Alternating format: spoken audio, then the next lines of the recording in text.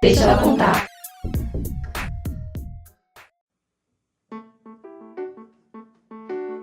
Olá, seja bem-vindo a mais um episódio do Deixa ela contar.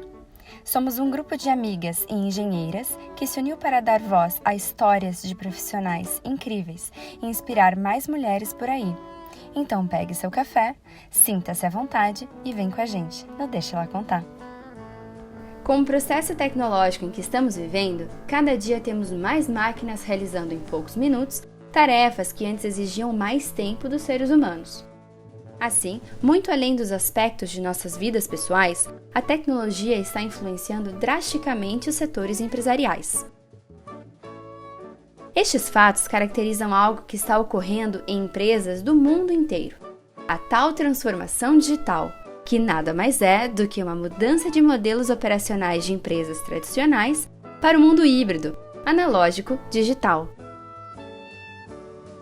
No episódio de hoje, teremos a presença de uma engenheira química da USP e mestre em energia de processos de refino pelo Instituto Francês de Petróleo, a Mariana Kobayashi.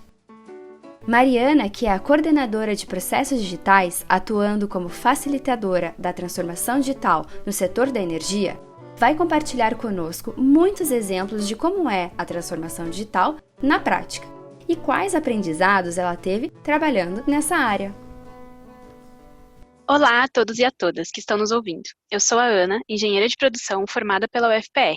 E aí, galera, meu nome é Amanda, eu sou de São Paulo, hoje em dia morando aqui na França, sou engenheira mecatrônica e hoje estamos aqui para ouvir o que a Mariana tem a nos dizer. Oi, Mari, tudo bem? Olá, meninas! Olá, todo mundo! Um prazer enorme estar aqui com vocês hoje.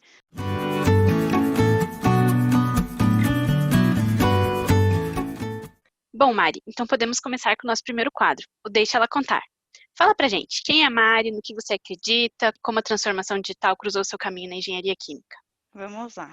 Eu sou engenheira química, me formei em São Paulo, na Universidade de São Paulo, e durante essa graduação fui fazer um duplo diploma na França e gostei muito dessa experiência.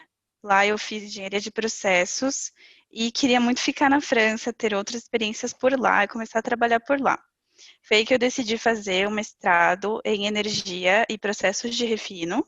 Eu entrei nesse mestrado em 2017 e terminei em 2018 e desde então estou trabalhando por lá mesmo, na França. E foi durante esse período de trabalho que eu ingressei nessa área de transformação digital como engenheira química. Então, é a secção de águas entre a área técnica e a área digital.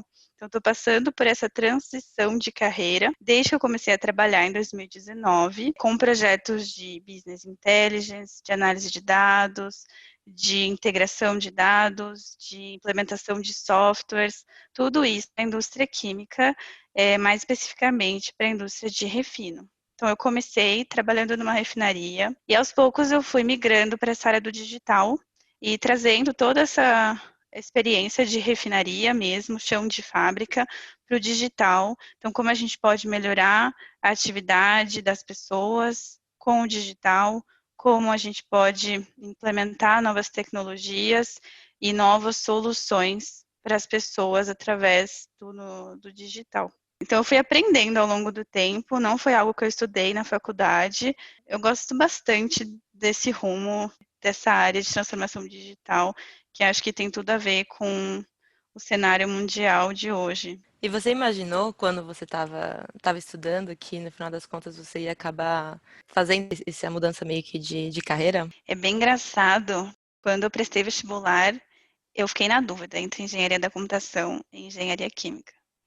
E foi uma dúvida muito grande. Eu cheguei a me inscrever na engenharia da computação, me matricular, e depois eu acabei indo para química mesmo. Então, por outros caminhos que não era o caminho que eu imaginava e tradicional, eu acabei encontrando essa minha vontade de trabalhar com a tecnologia e com a computação 5 anos depois de formada.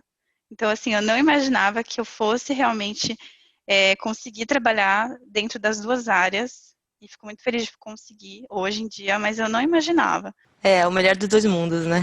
Sim, acho que foi uma surpresa para mim e aos poucos a minha carreira foi caminhando para essa área e também uma mensagem para todo mundo de vocês não ficarem com medo e preconceito de vocês tentarem fazer algo que talvez não é da formação de vocês, que não é da sua faculdade, mas que você gosta. Acho que hoje a gente tem muito espaço para aprender fazendo e aprender durante o trabalho, e as pessoas te dão esse espaço, principalmente no digital. Isso tem muito espaço, então não fiquem com medo de realmente arriscar, falar que você quer aprender. Toda essa área de dados e de análise e transformação de dados eu não conhecia. Eu comecei a trabalhar com isso durante o mestrado, com a implementação de machine learning para a indústria química, e foi uma coisa que o meu chefe me ensinou durante o mestrado, a pessoa que era o meu tutor, né, ele foi me ensinando e aos poucos fui gostando mais e mais e continuei nessa área hoje, mas foi durante o trabalho, não veio da minha formação.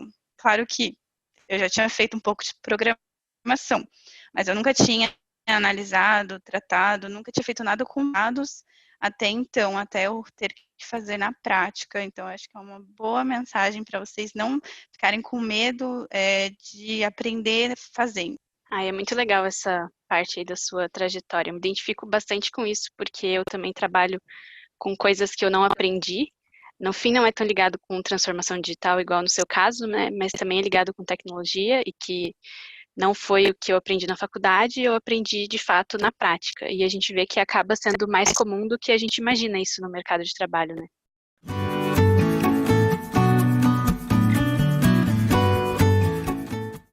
Pois então, começando agora o nosso quadro Papo de Especialista. Para você, Mari, o que é transformação digital? Olha, pergunta difícil, né?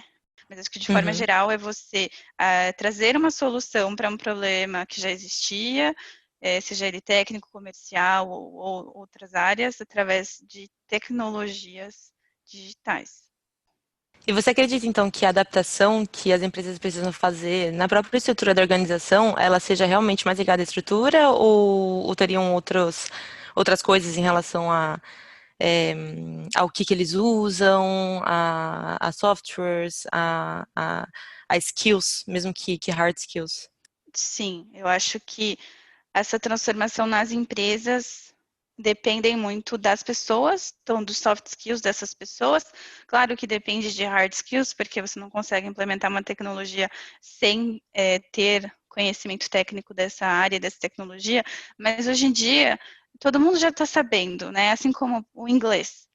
Teve uma época que todo mundo falava, olha, tem que falar inglês, mas hoje já virou quase uma condição. Né? Então, acho que você saber dialogar sobre essas tecnologias está virando quase uma condição, e o diferencial está sendo nas soft skills dessas pessoas que conseguem lidar melhor com a transformação, com a equipe e como conduzir essa transformação numa equipe, num sítio industrial, nessa planta industrial. Então, acho que a gente tem uma falta de competências colaborativas para a gente conseguir ter essa transição hoje.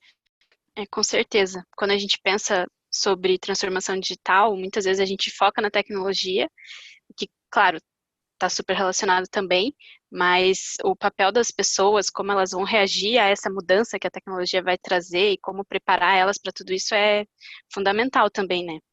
E focando um pouco nesse lado das pessoas, você falou das habilidades que as pessoas têm que ter para conseguir lidar com isso. Quais seriam essas habilidades? Eu acredito que você saber se adaptar a todas essas mudanças tecnológicas, porque você está programando numa linguagem, dali um ano já mudou o framework, já mudou essa linguagem, ou as melhores práticas, né, o best practices desse tipo de área e tecnologia. Então, acho que primeiro você ser flexível e saber se adaptar ao mercado e às novas tecnologias, e também você ser generoso com as pessoas. Eu vejo muito nessa área de tecnologia que o nosso trabalho, o nosso conhecimento é muito fácil de alguém pegar ele, de alguém tomar para si, né? Porque não é como se fosse você operar uma indústria que você está fisicamente lá operando, ou você está realmente construindo um prédio, então não é material. Então, o nosso conhecimento, todo o nosso trabalho se resume a um arquivo que você pode mandar para alguém. Então, acho que as pessoas começaram a ficar muito egoístas, não egocêntricas, né? As pessoas começaram a ficar mais egoístas e não dividir o seu trabalho com os outros. Acho que é uma coisa que a gente tem que aprender mais a lidar com essa generosidade, até no trabalho, né? Nas redes sociais todo mundo quer dividir, mas no trabalho ninguém quer dividir. Acho que as pessoas ficam com medo de dividirem e acabarem sendo substituídas, né? Sim, pode até também cair nesse ponto aí de, será que a máquina vai me substituir? Isso é um ponto legal. Eu acredito que não. Ou a inteligência artificial, machine learning, ou mesmo outras pessoas não vão substituir outras. A gente vai sempre ter trabalho.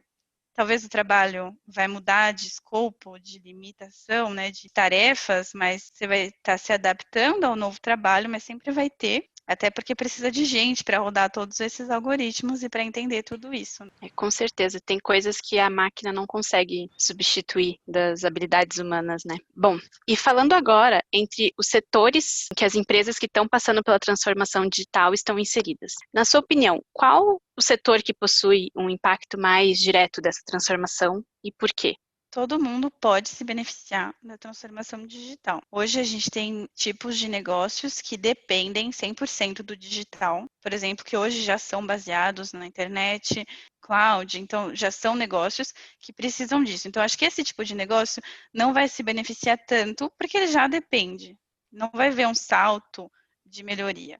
Se a gente passar por um outro tipo de negócio, que são negócios que acontecem aqui no mundo físico. Você vai construir alguma coisa, algum artesanato, isso a pessoa pode se beneficiar, por exemplo, de um e-commerce. Então, ela sim, acho que esse negócio que depende do mundo físico, mas que pode se beneficiar, eles podem ter uma vantagem muito grande em aprendendo e realmente surfando essa onda da transformação digital.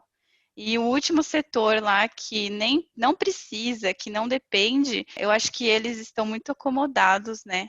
Então, por exemplo, se eu falar do meu setor da energia, nós estamos nesse setor central. Eu não preciso de algumas tecnologias, mas eu posso tirar muita vantagem delas. Então, nesse setor intermediário, eu acho que a gente pode sim ter um ganho muito grande, tanto de eficiência, de dinheiro, de tempo, todas essas indústrias e também comércio, varejo. Eu acho que todo mundo pode tirar proveito, sim, pode estar na vida de todo mundo, a transformação digital. Ai, que legal. E bom, eu imagino que você tenha vários projetos em mente, assim, que você já tenha participado e que você acha que seria legal compartilhar com a galera. Qual que seria o projeto que você achou mais interessante? Eu vou compartilhar mais de um, mas bem rapidinho. O primeiro, que é bem palpável, assim, a gente consegue entender bem, a gente implementou nas nossas plantas, tanto de exploração quanto na parte de refino, uns smartphones para os operadores conseguirem escrever tudo que eles estão vendo. Por exemplo, tem um defeito em uma bomba ou em alguma válvula, ou está com algum problema, está vazando o vapor. Então, eles conseguem, logo de cara, escrever nesse smartphone e essa informação vai passar pelo cloud, vai chegar na sala de controle e os engenheiros lá vão poder ver logo no mesmo momento se tem algum problema acontecendo. Antes era no papel, a pessoa pegava esse papel no final do dia, ia na sala de controle, escrevia esse papel, né, no sistema, no computador, e aí todo mundo tinha acesso. Então tinha um atraso muito grande. E às vezes o problema nem estava mais lá, né? Às vezes o problema não estava mais lá, ou pior, o problema piorou, né? Pode ter tido um vazamento muito maior. Então, são coisas palpáveis, por exemplo, isso de a gente ter acesso à informação mais rápido e mais eficiência no nosso processo. Acho que se eu trouxer outros exemplos, a gente vai cair nas mesmas vantagens. Por exemplo, nós temos sala de crise à distância. Então, se tem alguma planta com um problema muito grande e o engenheiro especialista não está nessa planta e não pode estar agora nesse momento. Então, a gente tem uma sala que consegue ligar uma câmera no capacete de algum operador que está lá e ele vai mostrando o que está acontecendo nessa planta. Esse engenheiro especialista, ele está nessa sala de crise ele está lá vendo tudo. E ele pode falar para o operador, olha, faz isso, faz aquilo, liga isso, liga aquilo. E você vai conduzindo esse operador, que ele não tem o conhecimento, mas ele vai estar sendo seus olhos, né? Vai estar te mostrando tudo o que está acontecendo. Então, acho que aí, de novo, a gente ganha em tempo, eficiência, a gente ganha em reatividade. Então, esses são exemplos mais ligados à segurança, mas a gente tem muitos exemplos ligados à economia. Então, por exemplo, eu vou construir um modelo que vai predir toda a minha produção do mês inteiro, baseado no mercado. Então, eu sei que o mercado vai ter disponível para compra a matéria-prima A e B. Então, eu vou calcular o que eu vou produzir a partir dessa matéria-prima A e B. Eu já vou saber que o meu cliente vai poder receber esses produtos.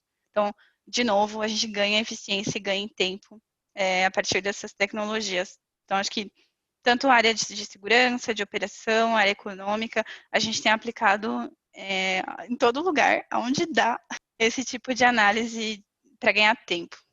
Nossa, é realmente impressionante, né? Como pode ser aplicado em todos os lugares. E você acredita que nesse quadro realmente de pandemia, a transformação digital na maior parte das organizações, ela foi um pouquinho acelerada pela situação? Com certeza. Mas também é importante a gente separar uma transformação digital que é ligada à área técnica, que ela é mais difícil de ser implementada, a uma transformação digital cotidiana das pessoas. Então, a transformação digital que eu comentei os exemplos, então vamos dar um smartphone para o operador para ele estar mais ligado real time com o engenheiro. Então, isso eu acho que não foi acelerado pela pandemia. Isso a gente já estava trabalhando, até o contrário, a pandemia fez com que a gente tivesse menos dinheiro para investir nesses projetos. Uhum. Então, acho que o que acelerou foi a parte cotidiana das pessoas. Então, esse termo, como é tão grande, tão abrangente de transformação digital, não podemos confundir. Então, o que foi acelerado foi essa parte de trabalho à distância, gestão de projeto à distância, como a gente pode trabalhar de uma forma mais eficiente com ferramentas digitais. Então, isso sim, a gente foi obrigado a trabalhar e a acelerar o nosso cotidiano com essas ferramentas. E o que antes não era verdade, a gente tinha uma relutância das pessoas a usar o Teams, ou se não, que é a ferramenta de videoconferência da Microsoft, ou se não, outras ferramentas para compartilhar arquivo. Então, as pessoas, às vezes, mais velhas da indústria tinham esse bloqueio e foram obrigadas a usar. Tinha isso, mas a parte fundamental de produção, isso continuou no mesmo ritmo de antes, ou menor. É bem legal mesmo essa divisão, porque a transformação digital, ela é muito ampla mesmo, né? Então, a gente não consegue generalizar falando que, realmente, com a pandemia foi acelerado, só porque em alguns setores ou em algumas áreas isso acelerou. E olhando, assim, por essa visão, realmente em outros setores acabou até atrapalhando um pouco. Sim, o nosso de investimento, isso mesmo. Acho que a área comercial acelerou muito, né?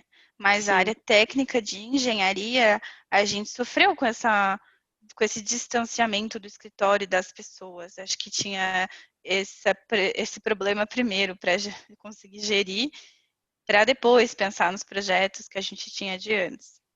Sim, sempre tem os dois lados, né? Bom, e Mari, para encerrar agora esse papo de especialista, conta pra gente, quais são as suas dicas para aquelas pessoas que gostariam de se aprofundar mais sobre esse tema? Eu acho que vai um pouco na linha do que eu falei no começo. Não tenham medo de aprender fazendo. Vocês têm sim essa oportunidade e ninguém vai julgar vocês. As empresas hoje têm dado espaço, são tecnologias muito novas, então eu sugiro você, por outros meios, mesmo pela internet, por cursos online ou na sua empresa, você tentar aprender mais sobre e trazer isso para a sua empresa. Muitas vezes ela não está aplicando porque ela mesma não sabe, não está segura em aplicar esse tipo de conhecimento de tecnologia. Então, falando da área industrial, né? Então, acho que nessa área industrial, as empresas, elas têm esse medo, esse receio. Então, você trazer o seu conhecimento, mesmo que não seja da sua formação, você mostrar que você quer aprender mais, é bem legal. Acho que é um ponto bem positivo você ser motor proativo e ir pesquisar e estudar sozinho. mas falando de toda a parte de comércio, né, de rede social, de marketing, eu acho que isso é bem difícil e todo mundo, né, acha que consegue, que às vezes acha que é fácil, mas eu acho que é uma coisa bem difícil hoje em dia, porque todo mundo tem muita informação. Então, de novo, eu vou retomar esse mesmo ponto. Acho que educação é a base de tudo. Então, procure algum curso para você aprender mais na prática. E na internet tem vários conteúdos muito legais. Então, acho que a palavra-chave seria conhecimento e você ganhar mais conhecimento nessa área, porque ela tem espaço sim, mesmo se não é a sua formação, não fique preocupado. Ai, legal. Essa dica de estudar e adquirir mais conhecimento é uma dica que é valiosíssima, né? Dá para aplicar em várias áreas. E nessa área, realmente, principalmente quando a gente consegue juntar o skill técnico com o skill digital, fica um profissional bem completo, né?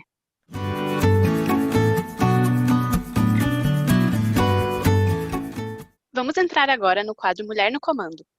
Mari, para você, o que é liderança? Outra pergunta difícil, hein, gente? Eu acredito que uma boa liderança seria uma pessoa que consegue ajudar o seu time, ajudar os seus colegas de uma forma saudável e a elevar todo mundo. E não só você ser um chefe e direcionar as pessoas muito de uma forma diretiva. Então, acho que, assim como eu falei no começo, eu vejo a liderança de uma forma muito generosa. Acredito que para uma pessoa ser um líder e você se espelhar nela, seria você ajudar as pessoas a se desenvolverem, tanto de forma pessoal quanto profissional, compartilhando conhecimento e também ajudando ela a se desenvolver em todas as áreas da vida dela. Então, hoje, eu sinto falta dessa figura no meu trabalho, por exemplo, de uma liderança generosa que me ajude e que se importe com todas as outras áreas da minha vida, e não somente quanto eu estou entregando, quanto de trabalho eu estou entregando. Será que realmente eu estou feliz entregando esse trabalho? Será que eu estou me desenvolvendo, tanto tecnicamente quanto pessoalmente, entregando esse trabalho? Então, eu vejo que a gente tem enxergado a liderança somente como um jeito de entregar resultado. Eu estou liderando essa equipe, a equipe entregou resultado. Gostaria muito de estar num mundo e numa empresa e num ambiente onde a gente trabalhasse mais em equipe, realmente crescesse junto e essa liderança não fosse só para sobressair uma pessoa, mas a equipe inteira. E eu espero um dia, né, conseguir liderar dessa forma.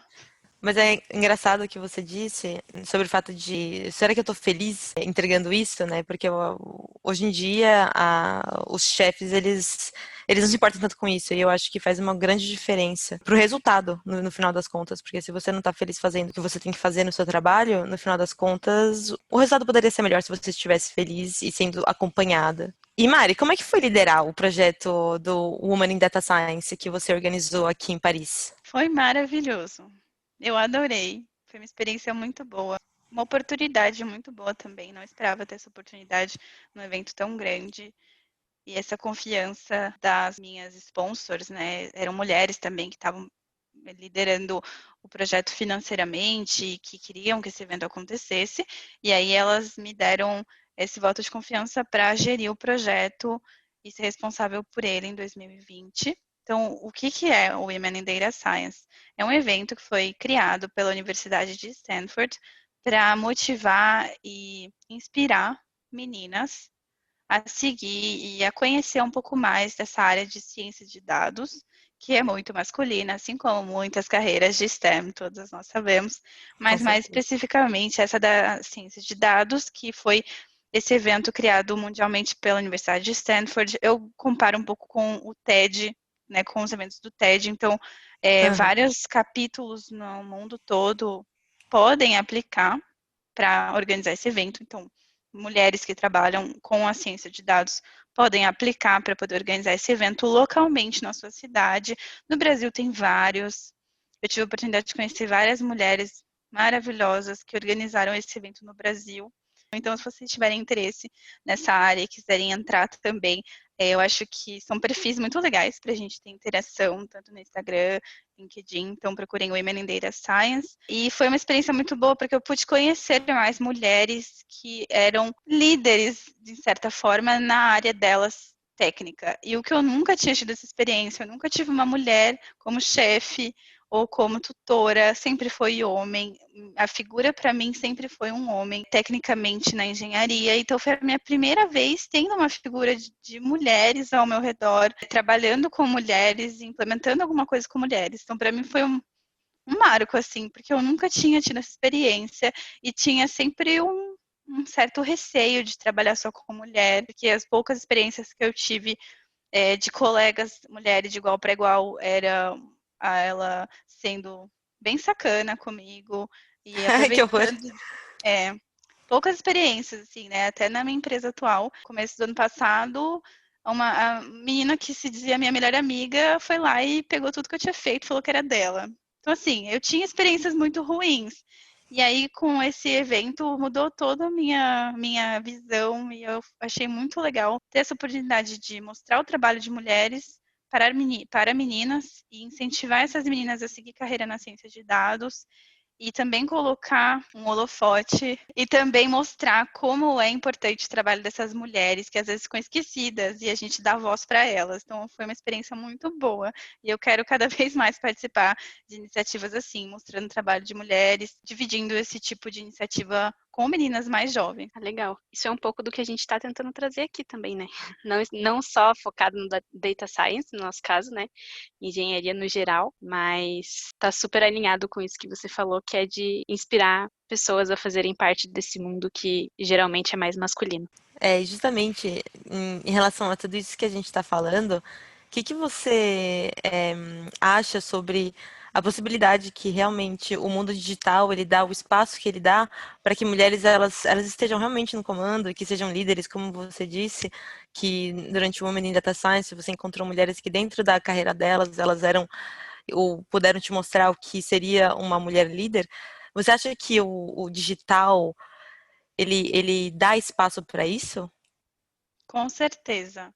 Vou dar um exemplo concreto da área de engenharia química, engenharia de petróleo, que é quando uma mulher começa a pensar em ter filho, isso é uma realidade, né? A gente começa a querer se sedentarizar, né? Então, não vamos mais trabalhar na Angola, no Gabão, então, ou se não, ficar viajando muito. Então, a gente prefere ir lá procurar um cargo que seja mais tranquilo em termos de estação geográfica. E o que acontece com o digital é que ele possibilita a gente trabalhar de qualquer lugar. Claro que eu não vou mais estar trabalhando nessa plataforma de petróleo, nessa refinaria, mas se essa área do digital for algo que eu goste, que eu realmente queira investir minha carreira, ele possibilita a gente ter essa vida pessoal mais tranquila e trabalhando de qualquer lugar ou de alguma cidade onde eu possa ter os meus filhos e eles irem para a escola, então ter essa vida de família mais tranquila. O que eu vi durante esse evento do Women in Data Science era esse ponto de vista de muitas mulheres que estavam na computação e na programação em relação ao meu entorno profissional, que é da engenharia química. Então eu via muitas mulheres da engenharia química que chegavam numa idade, não conseguia ter cargo alto, não conseguia ter responsabilidade, porque elas tinham que se retirar para ter filho. Mas as mulheres que estavam na área digital, da programação e da computação, elas podiam continuar crescendo a carreira, assumindo responsabilidade, assumindo esse papel de liderança, porque isso não era um problema. Então, a situação geográfica dela não era um problema. Quanto na engenharia química, isso é um problema, né? Não tem como a gente mentir, isso é um problema. Então, a gente tem que aos poucos mudar essa percepção que todo mundo tem desse momento maravilhoso que é ter filho, né? Só que em profissões que a gente tem que estar fisicamente no local é muito difícil. Então eu vi que sim, esse mundo digital possibilita sim a mulher ter mais responsabilidade e esse papel de liderança mais forte. Legal. Essa visão de como o digital ajuda esse lado da carreira feminina é realmente muito importante e é algo que deveria ser mais comum em todas as áreas, né? Porque o digital a gente consegue trazer para todos os setores. É bem legal essa visão mesmo. E agora falando um pouquinho de mulheres líderes, né? Você até mencionou aí que com o digital você conseguiu ver várias. Conta pra gente, quais mulheres líderes te inspiram? Essa é outra pergunta difícil, gente. Porque eu gostaria muito de falar alguém que é do meu ambiente de trabalho, da minha vida pessoal, profissional, que eu troco ideia, que eu tenho acesso. Assim, é o meu sonho de consumo ter uma mentora, uma líder que realmente me inspira, que está ao meu redor e que eu consiga me espelhar e ver o que a pessoa faz na prática. E, infelizmente, eu nunca encontrei uma figura de uma mulher tão próxima a mim, no meu ambiente de trabalho, que eu consiga ter esse tipo de inspiração. Mas fora dele, assim como muitas outras mulheres, a gente conhece várias personalidades aí, tanto da área científica quanto pública, que tem influenciado muito, né, a nossa vida hoje em dia. Eu recentemente assisti um filme da Marie Curie, muito legal.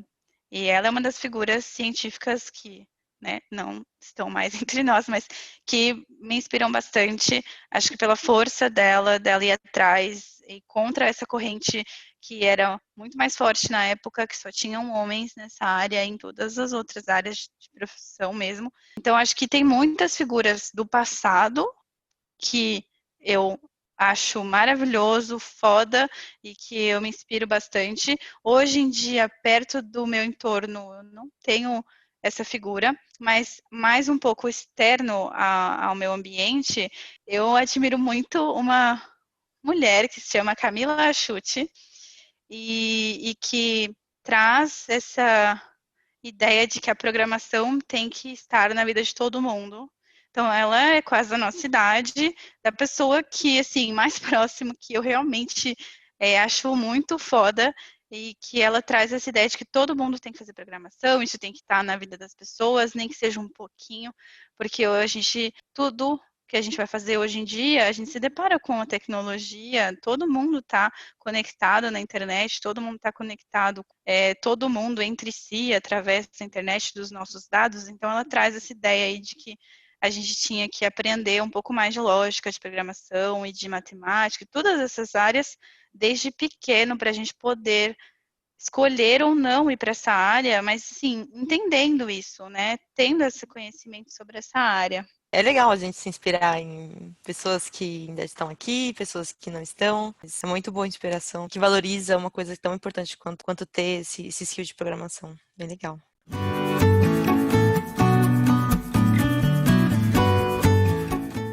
Entrando agora no quadro Isso a Mídia Não Mostra. Olhando para o seu passado, Mari, teve algum erro que você cometeu e que você considera que te trouxe um aprendizado importante? Olha, erro, eu acho que eu não faria nada diferente. Até quando eu contei a história de que eu fiquei na dúvida entre computação e engenharia química, hoje em dia eu fico feliz de ter conseguido encontrar essa intersecção e conseguir usar a computação.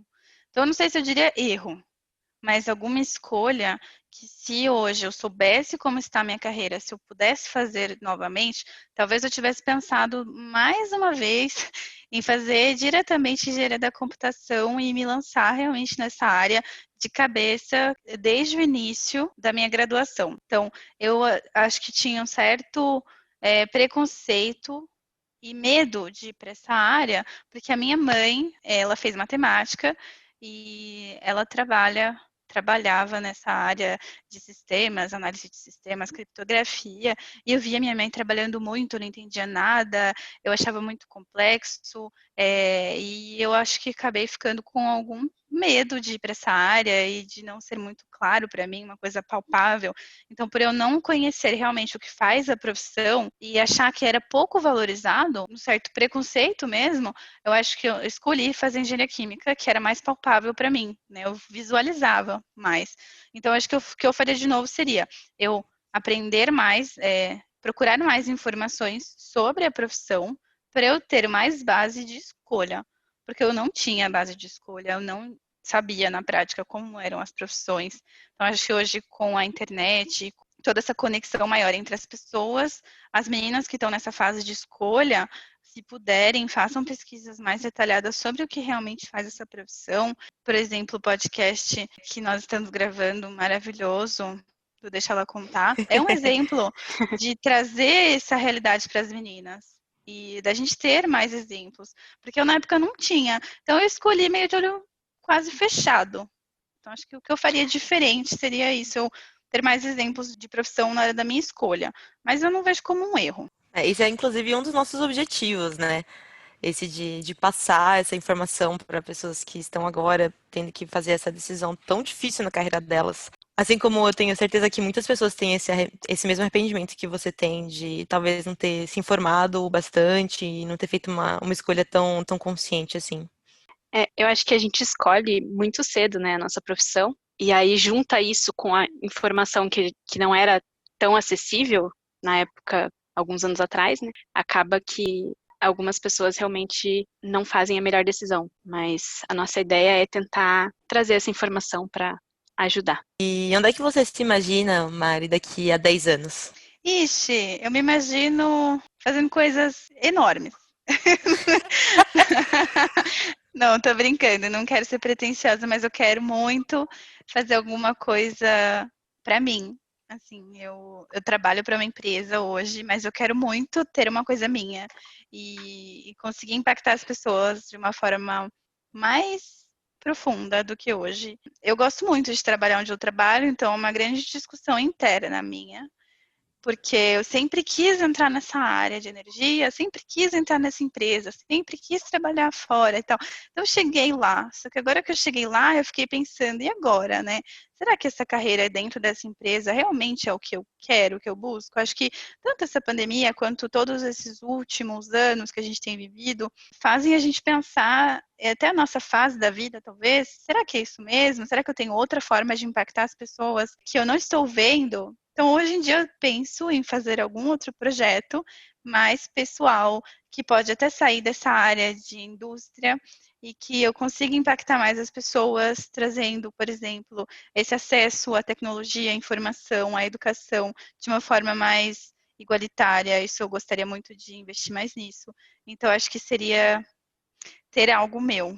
Sonhos muito ambiciosos os seus, hein, Mari? Mari, então, voltando agora para o tema do digital. O que não te contaram sobre a transformação digital que você descobriu na prática? Ou se tem algum fato, história curiosa que seja relacionado com a transformação digital? Eu vou retomar um ponto que a gente conversou no começo do episódio, que é a ação humana na transformação digital. Isso ninguém nunca tinha me contado. O quanto a transformação digital depende das pessoas. Eu achava que era lá a tecnologia, e que a tecnologia fazia milagres, e que a inteligência artificial, e que o machine learning, que o gêmeo digital, que não sei o quê. Então, eu achava que a tecnologia ia ser uma grande alavanca em tudo isso. Só que essa alavanca precisa de alguém acionando. Isso ninguém fala. E realmente depende das pessoas, do conhecimento dessas pessoas. Como você ter uma aula com um professor bom e um professor menos bom, não ruim, né? Mas alguém que você goste mais da metodologia, goste menos. Então, acho que depende muito, sim, das pessoas. Isso é bem engraçado pensar, né? Com certeza. Eu fiz um curso de transformação digital ano passado e eu entrei no curso achando que, nossa, eu ia aprender várias tecnologias. E aí, sim, eu aprendi um pouco sobre algumas tecnologias, mas o que eles focaram foi muito em soft skills, em como lidar com pessoas, como trazer essa transformação para a vida das pessoas. Bom, Mari, e para finalizar o nosso papo, compartilha com a gente qual o seu lema de vida, o que te inspira. Acho que, primeiro de tudo, a gente se desvincular de todas essas etiquetas que as pessoas têm dado, essas caixinhas que a gente tem se colocado, e deixar isso de lado e realmente seguir o que você sonha e o que você gostaria de atingir, e realmente ir atrás das coisas sem medo. E é isso, eu acho que a gente também tem que se incentivar entre nós, mulheres, e espero conseguir fazer isso durante a minha vida profissional. Espero muito ser essa líder generosa que eu comentei no começo. Gente, que mulher incrível. E que papo incrível também. Pena que chegamos ao fim. Muito obrigada, Mari, por trazer tanto aprendizado e foi um prazer enorme fazer parte dessa conversa. Muito obrigada, meninas. Eu que agradeço. Adorei estar aqui com vocês. E para todo mundo que gostou do papo e quiser continuar conversando, tiver alguma dúvida, pode me procurar no Instagram e no LinkedIn. O Instagram é @mari.goalsdigital e o LinkedIn é Mariana Kobayashi. Vou ter um grande prazer em conversar com vocês. E é isso, muito obrigada. E aí, gostaram do nosso papo de hoje? Então continuem ligados, não deixa ela contar, porque reservamos mais convidadas brilhantes, como a Mari, para os próximos episódios. Até a próxima! Gostou da conversa? Compartilha nosso podcast e faz esse conteúdo chegar em quem precisa ouvir. Ele está disponível nas plataformas de streaming e no nosso site oficial deixelacontar.com. Além disso, acompanhe a gente lá na nossa página do Instagram, @deixelacontar, onde você poderá ficar ainda mais por dentro das nossas novidades e atualidades. Muito obrigada, até o próximo episódio e deixa ela contar!